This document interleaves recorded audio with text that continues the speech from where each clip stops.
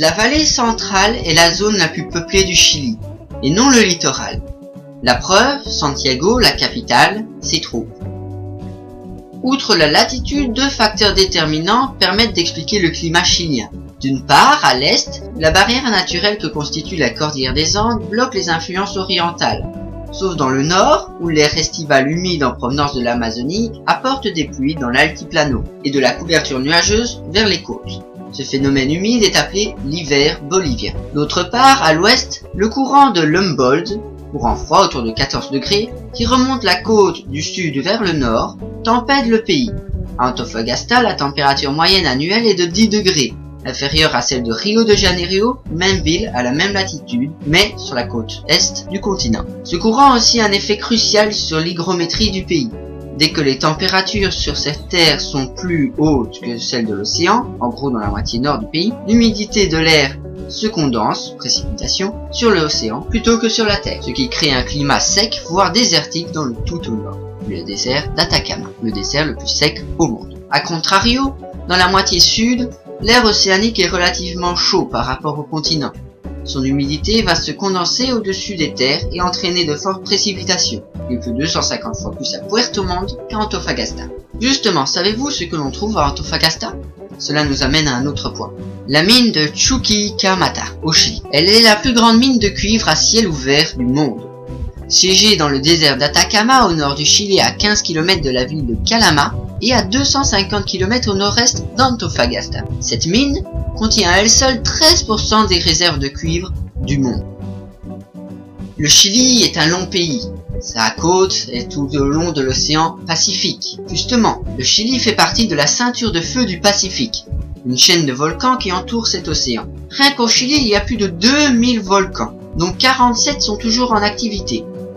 En effet, le territoire est situé sur la jointure de deux plaques tectoniques, les plaques tectoniques Nazca et sud-américaines, provoquant un fort risque sismique.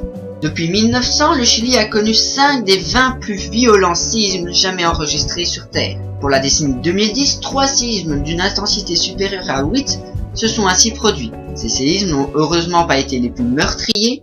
Depuis le séisme de Chillán, en 1939, une politique stricte de construction parasismique est en vigueur dans le pays. Son efficacité a été démontrée notamment par le très faible impact sur les constructions contemporaines du séisme du 27 février 2010. Plus de la moitié des 521 décès ont été causés par des raz de marée déclenchés par le séisme. Sa survenue n'a pas été communiquée à temps par le service des urgences nationales aux populations côtières. Et forcément, des morts à la côte au Chili, ça fait des dégâts.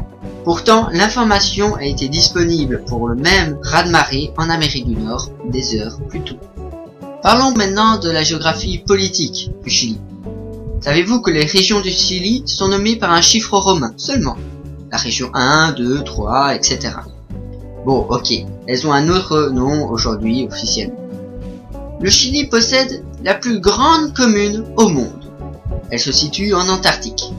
D'ailleurs, c'est tout le territoire antarctique appartenant au Chili, regroupé sous une seule commune. Bien que ce territoire n'est pas vraiment reconnu par l'ONU, mais j'en parlerai dans une autre prochaine vidéo sur l'Antarctique.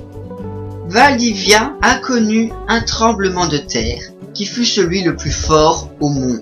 Je vous mets quelques images qui parlent toutes seules d'elles-mêmes.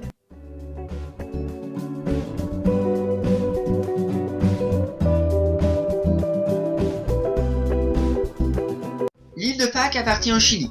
C'est tout con, mais il y a des gens qui ne le savent pas.